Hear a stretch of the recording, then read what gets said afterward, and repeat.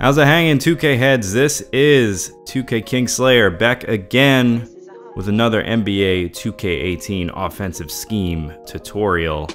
Today, we are going to be looking at the Knicks playbook again, but this time, we're going to be focusing a little bit more on three-pointers and shooting than on cutting like we did last time. So we're going to get into that in just a second. But before we do, please be sure to hit the like button, hit the subscribe button. Really helps me out a lot. Really helps to support what I'm trying to do here, which is promote sim gameplay as much as possible within the online community. So please like, subscribe, it's much appreciated. Alright guys, so this is the Knicks shooting scheme. Attack style is obviously shooting, mostly three-point shooting. Our focal points are mostly going to be our shooters. So Tim Hardaway Jr., Dougie McDermott, Courtney Lee. Pace of play, going to be moderate, not too fast, not too slow. Your freelance, you can leave it on pace motion. It's not super necessary because we're mostly focusing on the play, which is quick 4-wide double, as you can see there. But if the play breaks, it's always nice to have some pick and rolls to go to, so that's why I say keep it in pace motion. But that's totally up to you. So as I said, the name of the play is quick 4-wide double. You can run this through any of your shooters. So let's see how this goes. Gonna get a double screen from Michael Beasley, who does not get the penetration.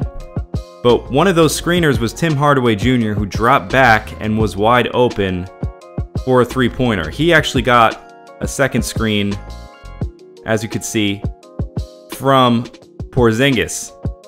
They forgot about him and he knocked down that shot, and that's gonna happen a lot with this play. So let's run it again. Let's see what else he could do with this. If the shooter's not open, which he was not there, you can get it into Porzingis and take it one-on-one. So there's another option. As I always say, with these money plays, you can't be a slave to the arrows, can't be a slave to the actions that they're trying to get you to do. See there was no shot, so we're gonna call a quick pick and roll. We get inside. Enes Kanter gets fouled by Brandon Ingram, who weighs about 125 pounds soaking wet. So we got the bench unit in now. Jarrett Jack, he's not going to do a lot of shooting himself, but he can penetrate. And we managed to get the foul there. Didn't even run the set, we just used the spacing. So again, this is the same play, we're just creating out of that play using different actions. That time, we go to the pick and roll with Doug McDermott, which they don't expect. A lot of people think that Doug McDermott is like a one-trick pony, so that throws people off if you try and penetrate with him. They're probably going to overplay him. And Jarrett Jack with a little Tony Parker floater. How about that? So this scheme, obviously the focus is on shooting, but if they're going to overplay your shooters, you got to get inside. That time, though, Tim Hardaway Jr. manages to find the three-pointer off of this play. Here's Courtney. Give me the green light. Green light for Courtney Lee. So we are lighting it up from beyond the arc here in the first half. We've got a 10-point lead, 31-21 over the Lakers. So we're gonna go back to the well again. Quick 4-wide double. Our money play this time, passing the ball around. Hardaway drops back, nothing there. He penetrates, finds Kristaps Porzingis. Throw it down, big man. Throwing down the hammer like Thor. Goodness gracious. So Kristaps managed to get quite a few points from this game just from dump passes. We're not running any plays for him. We're just running this three-point scheme, but he's going to score as a result. Jarrett Jack. He's got to pause because he doesn't know what to do about this Jarrett Jack floater, which is a sentence that's never been said before in history. Dougie McDermott wide open again. His shot is so wet. So money. So, gonna run back this play again. Jarrett Jack feeling himself a little bit, but so is Dougie McBuckets. That was a two-pointer, but he just can't seem to miss tonight. And they don't know what to do about it. Jarrett Jack and Doug McDermott are killing this team. There he is again. Bada bing! Goodness gracious, Doug McDermott is on fire. What are they going to do about this? Do they have to double team Doug McDermott?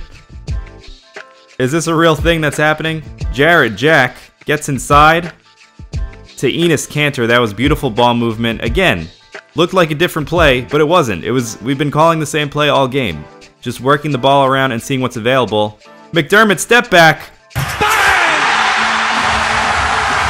That's nasty. Doug McDermott with the step back. That's a heat check right there, ladies and gentlemen, if I've ever seen one in my life. Goodness gracious. But anyway, let's get back to this money play. Enes Kanter almost wanted to pull up from three right there, but Doug McDermott just can't miss. He is having the game of a lifetime here. And we are up by 9 points. Seems like a lot more than that. And as I said before, we're going to get a lot of scores with Porzingis. He managed to get the mismatch out of that play, which will happen sometimes, and you got to take advantage of that. He had a mouse in the house in the paint. That time we almost lose the ball. Get it back to Michael Beasley. Kick around the outside. And Tim Hardaway Jr. Bang! At the buzzer! He's got 9 points, and that is an absolute heartbreaker. Knicks are up big at this point. But why stop if it's working? Michael Beasley comes around. Tim Hardaway Jr., well contested. But oh my goodness. I'm telling you guys, this play, I ran the same play all game, as you saw.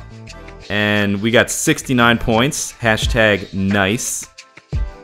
And Dougie McBuckets with the game of a lifetime. 18 points off the bench. He had literally no other stats except for 1 rebound. Porzingis with 14 points. Tim Hardaway Jr. with 12. Jarrett Jack with 11 points. And like 3 floaters. Ridiculous. So as you guys can see, this scheme is really good. I only showed highlights from this one play, but if you mix this in with the cutter scheme that I showed you last time, it's going to be damn near unstoppable.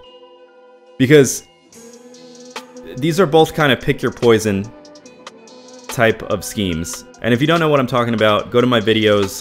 You're going to see the last video I uploaded was the Knicks cutter scheme. So go check that out. It's a nice complement to this one. It really depends on how your opponent is playing you.